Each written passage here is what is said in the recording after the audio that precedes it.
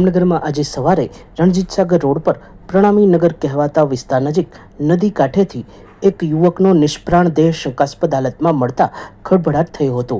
સ્થાનિક કોર્પોરેટરો પણ દોડી આવ્યા હતા. દેહ પર ઈજાઓ હોવાની સ્થિતિમાં કોઈએ યુવકને પતાવી દીધો હોવાની આશંકા સહિત તમામ બાબતોને ધ્યાને લઈ પોલીસ દ્વારા તપાસ આરંભ કરવામાં આવી છે. જામનગર સિટી એ ડિવિઝન પોલીસ સ્ટેશન વિસ્તારના પ્રણામી નગરની પાછળના વિસ્તારમાં જે બેઠા પુલ પાસે નદીમાં એ જગ્યાએ એક અજાણ્યા વ્યક્તિની લાશ મળી આવેલી હોય જે બાબતની તપાસ સિટી એ ડિવિઝન પોલીસ સ્ટેશન કરી રહ્યા છે.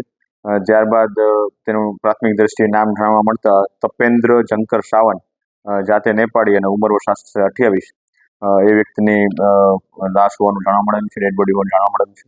આ બાબતની આગળની તપાસ કે આ કેવા કારણોસર આ વ્યક્તિનું મૃત્યુ થયેલું છે અથવા તો કોઈ દ્વારા એને મૃત્યુ કરવામાં આવેલું છે તો એ પ્રકારનું શું બનાવ બનેલો છે તે બાબતની આખી તપાસ સીસીટીવી કેમેરા તેમજ આસપાસના વિસ્તારોમાં પૂછપરછ દ્વારા અને ક્રાઇમ સીનનો પ્રોપર કન્ઝર્વેશન કરીને એફએસએલની ટીમ દ્વારા આગળની તપાસ હાલ ચાલુ કરવામાં આવેલી છે.